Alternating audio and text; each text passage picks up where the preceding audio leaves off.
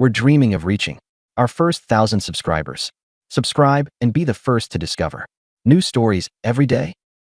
It was a Tuesday morning in our suburban Atlanta home, the kind of sticky Georgia summer day where the AC groans like it's begging for mercy.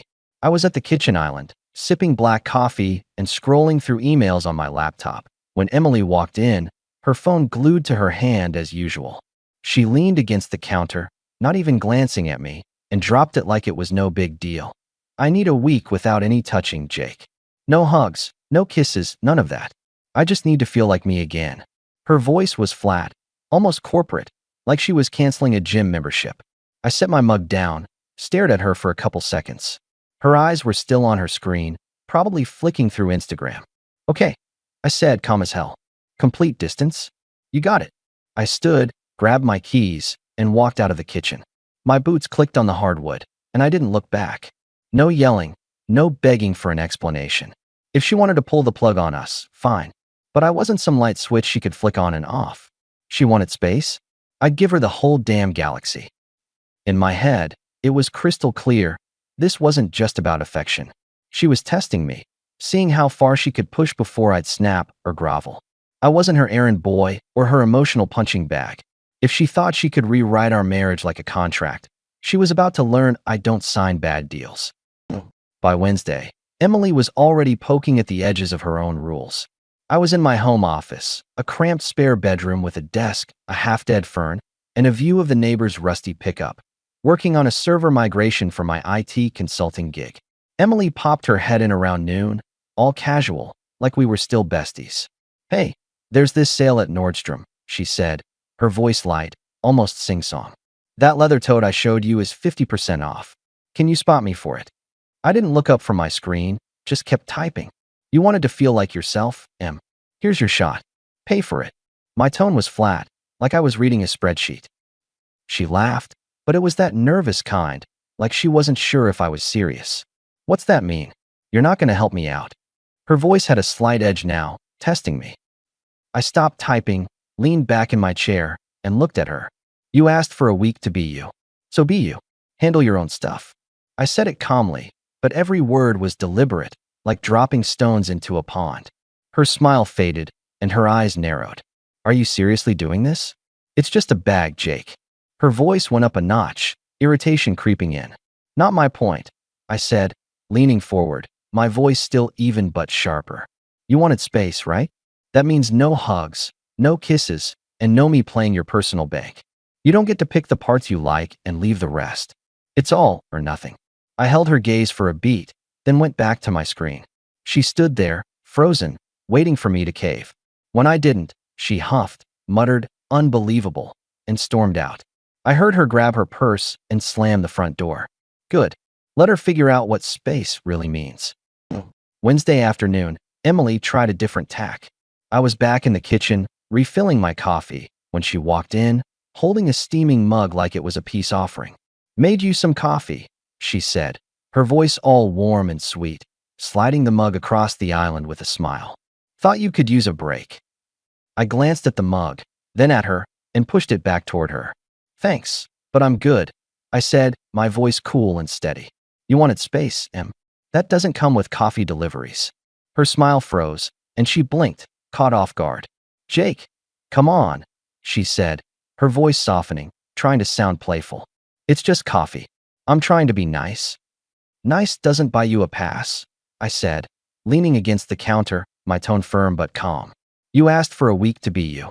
That means no favors, no gestures, no playing house. You can't unplug me and then expect me to light up when you bring a cup. I grabbed my own coffee and walked back to my office, leaving her standing there, the mug untouched. In my head, it was simple. She thought she could smooth things over with a cute gesture, like I'd forget her terms. Nah, if she wanted to play independent, she'd get the full experience, no half measures. Wednesday evening, she doubled down on the domestic front. I was in the living room, watching the Braves game, when Emily came in, holding a crumpled dry cleaning ticket. Hey, you're passing by the cleaners tomorrow, right? She said, her voice all sweet, like it was a routine favor. Can you grab my dresses? They're ready, and I need them for work. I didn't take my eyes off the TV, just took a sip of my soda. You wanted space, Em. I said, my voice calm but firm. That includes running your own errands. Cleaners is 2 miles from your office. You got this. She froze, the ticket dangling in her hand. Are you kidding me? She said, her voice rising, a mix of disbelief and frustration. It's on your way, Jake. It's not a big deal. I turned my head, looked her dead in the eye. It's a big deal when you tell me you need to be yourself and then expect me to keep playing chauffeur. You want independence? Start with your dry cleaning. My tone was steady, but there was a bite to it, like a warning shot. Her mouth tightened, and she tossed the ticket onto the coffee table. You're being petty, she snapped, her voice loud now, almost shaking. This isn't what I meant. Then what did you mean? I said, leaning forward, my voice still calm but cutting. Because it sounds like you want me to keep doing the grunt work while you find yourself. That's not space, Em. That's me being your assistant. I leaned back, turned my attention to the game. Ball's in your court.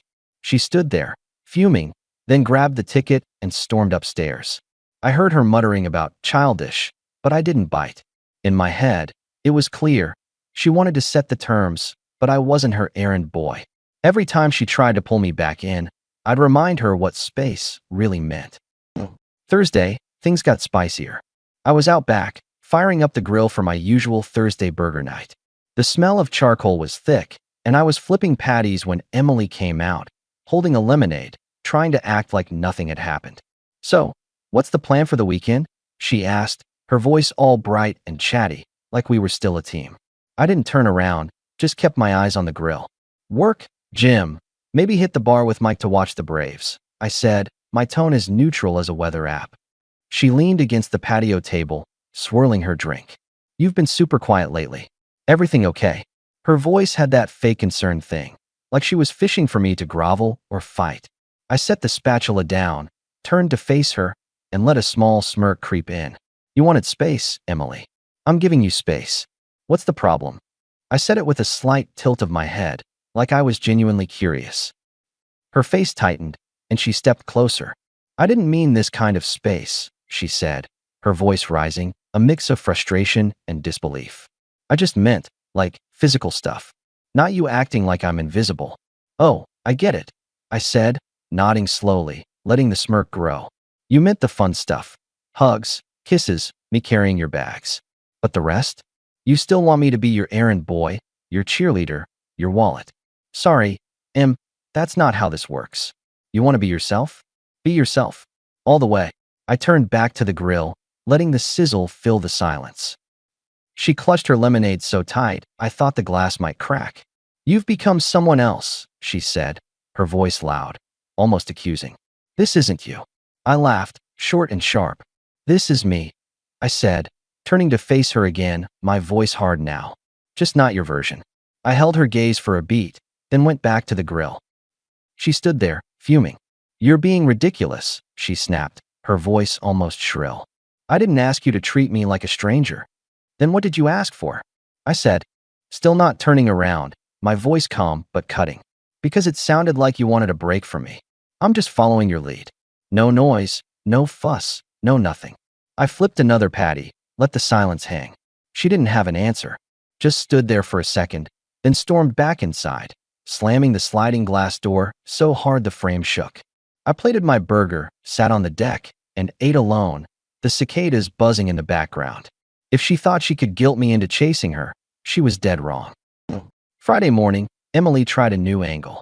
I was in the kitchen, pouring cereal, when she walked in, already dressed for work, her voice all business. Hey, we need to talk about the utility bills, she said, leaning against the counter, her tone clipped. And the internet plan's up for renewal. What do you think about upgrading it? I poured milk into my bowl, didn't look up. I don't vote in elections where I'm banned from touching the chairman, I said, my voice calm, but with a sharp edge. You wanted to be yourself, Em. That includes handling the bills and the Wi-Fi. You're a big girl. Her jaw dropped, and she laughed, but it was that forced, incredulous kind. Are you serious right now? She said, her voice rising. This is our house, Jake. We're supposed to figure this stuff out together. Together? I said, setting the milk down and turning to face her, my voice steady but cold. You drew a line, Em. No touching, no together.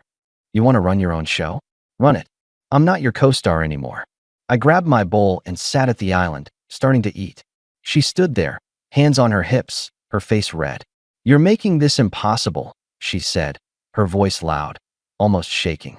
I just wanted a little space, not a war. Then you should have thought about what space means, I said, not looking up, my tone flat but final. You don't get to unplug me and expect me to keep the lights on. I took another bite, let the silence settle. She grabbed her keys and stormed out, muttering something about stubborn. I finished my cereal in peace. In my head, it was clear. Every time she tried to pull me back into her orbit, I'd remind her she chose to fly solo. Friday afternoon, she brought in reinforcements. I was at the gym, mid-set on the bench press, when my phone buzzed with a text from her friend Sarah. Hey Jake, Em's really upset. Says you're being super cold. What's going on? I snorted, racked the bar, and ignored it. Sarah's the type who thinks every problem needs a group text and a picture of margaritas. I wasn't playing her game. When I got home, Emily was waiting in the living room, arms crossed, her face a mix of anger and desperation. So, you're ignoring my friends now too, she said, her voice sharp, like she'd been rehearsing this one. I dropped my gym bag by the door, grabbed a water from the fridge, and leaned against the counter. Sarah texted. I didn't answer. What's the issue? I said, my tone cool, like I was discussing a grocery list. The issue, she said, stepping closer, her voice rising, is you're acting like I don't exist.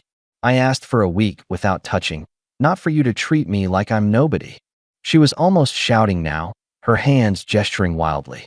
I took a sip of water, let the silence stretch for a beat. You asked for space, Emily. I said, my voice low and deliberate. I'm giving you exactly what you wanted. No touching, no talking, no favors. You don't get to cherry pick what parts of me you keep while I wait around for you to find yourself. This isn't a Netflix subscription. You don't pause me and expect me to still be on your screen. My words were sharp, each one landing like a jab. Her face flushed red, and she threw her hands up. You're twisting this. I just needed a break from the pressure, okay? From you always being so needy. I laughed, short and cold. Needy? That's a good one. Last I checked, I'm the one paying the mortgage, fixing your car, planning date nights while you're glued to your phone. But sure, I'm the needy one. I set the water down. Cross my arms. You want to talk pressure? Try being your personal assistant while you figure out who you are. That's pressure. She opened her mouth, then closed it, her eyes darting away. For once, she didn't have a comeback. I didn't push it, just grabbed my water and headed upstairs. In my head, it was clear. She wanted to play games, but I wasn't her pawn. She'd learned that actions have consequences. Friday night, Sarah tried her hand directly. I was at the local coffee shop, grabbing a cold brew to unwind after the gym, when she walked in, all smiles and purpose. She slid into the seat across from me without asking, her voice dripping with that fake friendly tone. Jake, you're really putting Emily through it, huh? She said, tilting her head with a little smirk. I mean, ghosting her like that? Kinda harsh, don't you think? I took a sip of my coffee, leaned back, and looked at her.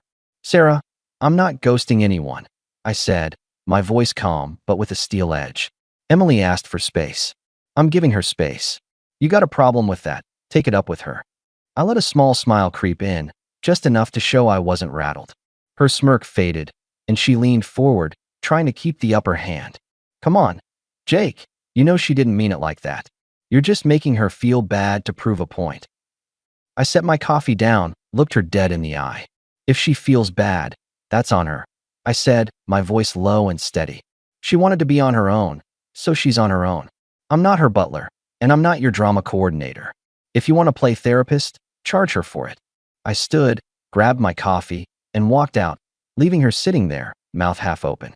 A guy at the next table smirked, catching the tail end of the exchange. I don't know if he got the full story, but he sure as hell picked a side. In my head, it was simple. Sarah thought she could tag team me into folding. Wrong move. I wasn't just standing my ground. I was drawing a line. Nobody gets to rewrite my role in my own life.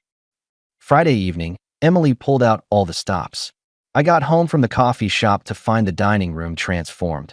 Candles lit, a spread of takeout from our favorite Italian place, and Emily in a tight black dress, her hair done up like she was auditioning for a rom-com.